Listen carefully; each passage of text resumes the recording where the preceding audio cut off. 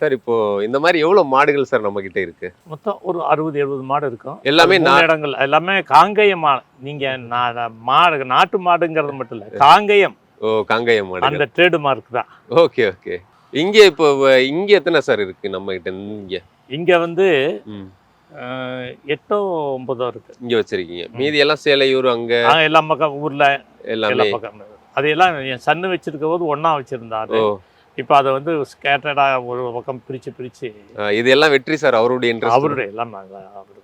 அதே காங்கேயம் காளைகள், காங்கேயம் காளையும் மாடும் ம் அரிதாகி போகுது. ம் அதனால அந்த இனத்தை காப்பாற்றணுங்கிறது அவருடைய நோக்கம். ஓகே. அதுக்காக ம்ஹும். அவர் இந்த மாதிரி எல்லாத்தையும் அந்த வளர்க்கறதுக்கு பராமரிக்கிறது, வளர்க்கறது ஆஹ். விற்பனைக்காக அல்ல, அதுல லாபம் நோக்கம் அல்ல. ம் முழுக்க அது வந்து என்னன்னா பாதுகாக்கப்படணும். நம்ம காங்கேயம் பாரம்பரியத்தை நம்ம பாதுகாக்கப்படணும் அப்படின்ற நோக்கத்துக்கு தான் அது பண்ணியிருக்காங்க.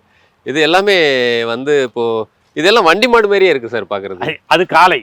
காளை. அது எருதுன்னு பேரு. ஓகே.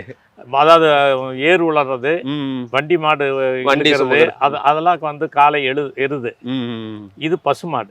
இது பசுமாடு தான். ஆமா. ஓகே. அது வந்து அவரு ஜல்லிக்கட்டு மாதிரியே இருக்காரு அவரு. ஜல்லிக்கட்டு விடுறது இருக்கா? முதல்ல அது இருக்கு. அந்த காளை இருக்கு.